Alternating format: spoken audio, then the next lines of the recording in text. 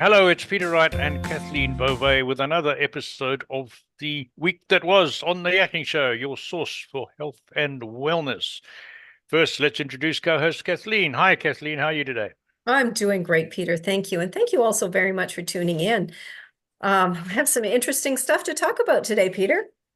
Yeah, you mentioned it earlier, and hearing the word food and hijack in the same sentence got me really intrigued. So tell our audience what you what you were going to talk about. Well, this is an article that I was reading, and we're going to put a link to that article in this video, but it's when food hijacks your brain and how to get it back, Hmm, right? So interesting. of course, Peter, before the advent of food, of processed food rather, food was grown in nature. It was harvested and eaten for the purpose of satisfying hunger. However, much of the food today is just contains artificial ingredients and added sugar and serves not only to provide a sense of fullness, but also to induce cravings, right? Mhm. Um, so they did a study where rats were offered their choice of two rewards. Get this. One was cocaine, and Oh, yeah, and the other was saccharin sweetened water. Though cocaine is highly addictive, 94% of the mice chose the reward of saccharin, indicating the strength of the addictive potential of intense sweetness. Can you believe that? sweetness. Wow, that's amazing. Hey? Yeah. So of course, there's a reason for this, and that's all about dopamine. So they're saying that eating increases dopamine in our brains, and that makes us happy. The dopamine system in the brain is critical mediator and controls our eating behavior. The researchers concluded that fatty, sugary foods not only easily boost the brain's dopamine system, but also changes how the brain works. So, food intake also releases opioids in our brains. Mm. This feel good chemical plays a significant role in human addictions, of course. So, how do you curb that? There is a way, and it might surprise you actually. They're saying cravings may be curbed by traditional sitting meditation Ah, and interesting. practicing modern mindfulness training. So they said here that in a study showed a 65% increase in dopamine levels in the brain region called the ventral striatum while people were meditating. So here we go. And we've talked about this before about meditation and Hmm. the benefits, in reducing stress, Sure. but also to help reduce food cravings. How incredible is that? That's amazing. That's Yeah. quite incredible. Yeah, yeah, yeah. And so, what I want to promote today, though, Peter, is Dr. Morse's Parasite Micro. He also has Okay. another one called Parasite General, which is they work in tandem. They're working in combination with each other. So the Parasite Micro is actually formulated to detox the body of microorganisms in the gut that really have no business being there. So it attacks the small guys, whereas the parasite general attacks the bigger guys in your gut.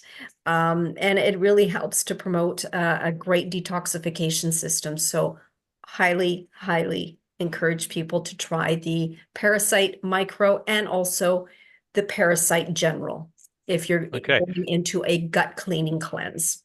Right. And there'll be a link to those products in the description and in the newsletter. But I got a question for you, Kathleen, that I would hope, and I'm sure you can answer this, that the parasite, micro, and general only target the bad stuff. They're not going to destroy the good bacteria because we need good bacteria in our gut, don't we? Well, absolutely, absolutely Yeah. true. So And you're those, right. So these are formulated, and these are Dr. Morse's formulations, and you're correct, Peter.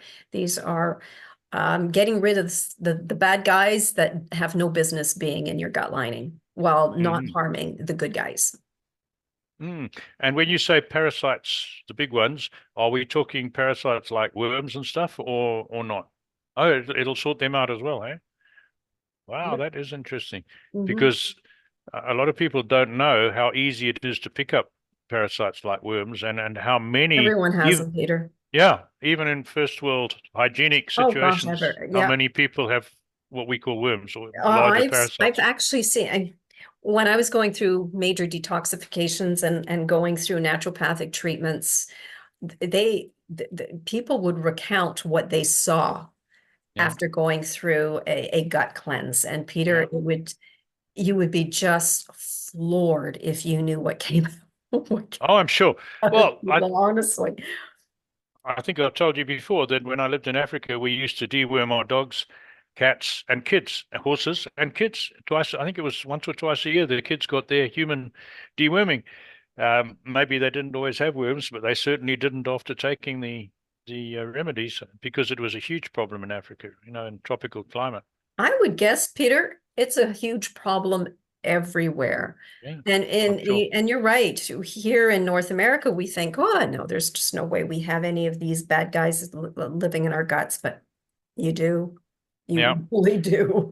but a warning to parents: you've got to use the right stuff. Don't use your dog stuff on your kids because otherwise you'll get into serious trouble. Oh So yeah, of course. use Dr. Morse's Parasite Micro or Parasite General. Great. Thanks, Kathleen. So that led us down a worm tunnel, for want of a better term. Yeah. So let's tell you what's been happening on the Yakking show this week. So our guest on Tuesday was Blanca Rodriguez, and she is a very entertaining and energetic lady who specializes in helping women going through menopause with various ideas, but principally for massage. She has a special series of massage, what do you call it? Massage treatments, massage movements, I don't know, for women going through menopause and get some amazing results.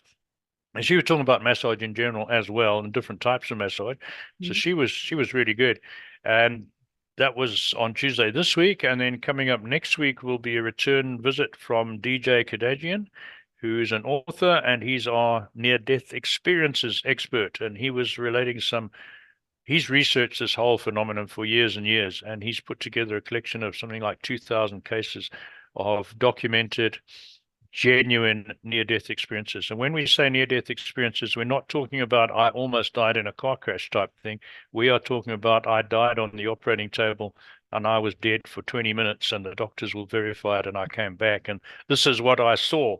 I'm not going to I'm not going to spoil it. You really got to watch that video or Yeah. listen to the video, listen to And, the audio. we talked about this, what he considers a near-death experience is the person actually died, and had it Correct. not been for medical intervention to bring them back, they would be They gone. Like, Big on. Absolutely. mhm. Absolutely.